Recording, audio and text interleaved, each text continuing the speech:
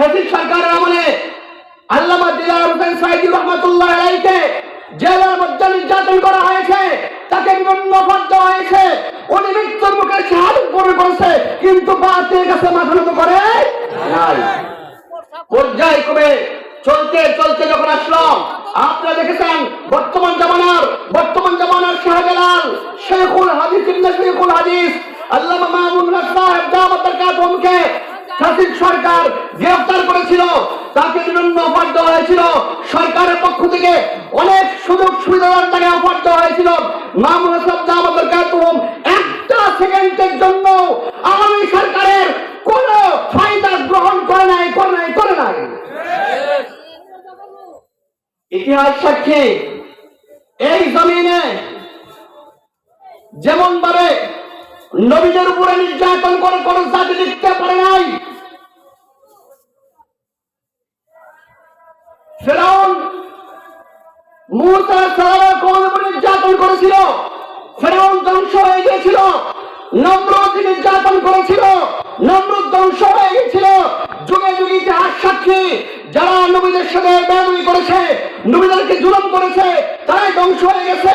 শেষ পর্যন্ত আমার নবীর সাথে আবু জাহাল, উতবা, শাইবা বেইজ্জতি করেছে, নবীকে কষ্ট দিয়েছে, ধ্বংস হয়ে গেছে। ইতিহাস সাক্ষী, কিয়ামত পর্যন্ত নবী আসবে না, নবীর ওয়ারিস উলামায়ে কেরাম এই জমিনে আছে, থাকবে, কিয়ামত পর্যন্ত থাকবে। যারা নবীর ওয়ারিসদের সাথে বেয়াদবি করবে, জুলুম করবে, উলামায়ে কেরামদেরকে নির্যাতন করবে, তারা এই জমিনে টিকতে পারবে না। যেমনি ভাবে বিগত থেকে আমরা 5ই আগস্টে পড়াতে বাধ্য হয়েছে, কি হয় না, কথা বলেন। এর থেকে শিক্ষা নেওয়া দরকার, প্রতিটা মুসলমানকে, প্রতিটা মানুষকে শিক্ষা নেওয়া দরকার। উলামায়ে কেরামের বিরুদ্ধে অবস্থান নিয়ে এই জমিনে কেউ টিকতে পারে না ইনশাআল্লাহ।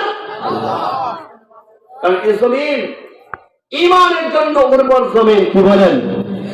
এই জমিন মুসলমানদের জন্য উর্বর জমিন, এই জমিন কালেমার জন্য উর্বর জমিন। থাকবেন তো ইনশাআল্লাহ?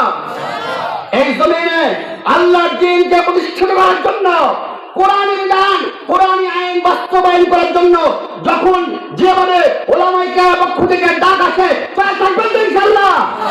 আল্লাহ আমাদের তৌফিক দান করুন। 1 নম্বর কোন গুণ বলেন? 1 নম্বর কি গুণ? সফল ইমানদারের কি গুণ? 1 নম্বর কি গুণ? ঈমানী গুণ। ঈমানের মডেল কারা? সাহাবায়ে কেরাম। সাহাবাদের ঈমানে আমাদের ঈমান বানাইতে হবে। 1 নম্বর,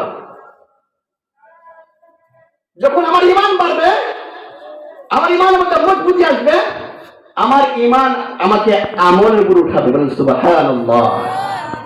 অনেক নির্যাতন জুলুম করা হয়েছিল। উনি যখন অসুস্থ হয়ে গিয়েছিলেন, সরকার বাধ্য হয়েছে তাকে ছেড়ে দেওয়ার জন্য, না জানি কি হয়ে যায়। যখন ছেড়ে দিয়েছে, আল্লামা জুনায়েদ বাবর রহমাতুল্লাহ যখন অসুস্থ হয়ে গেলেন, সরকারের পক্ষ থেকে তাকে অফার দেওয়া হলো, আপনাকে উচ্চ চিকিৎসার জন্য আমরা বিদেশে পাঠিয়ে দিব। কোথায় পাঠিয়ে দিব? অফারটা কি ছোট ছিল না বড় ছিল? কথা বলেন।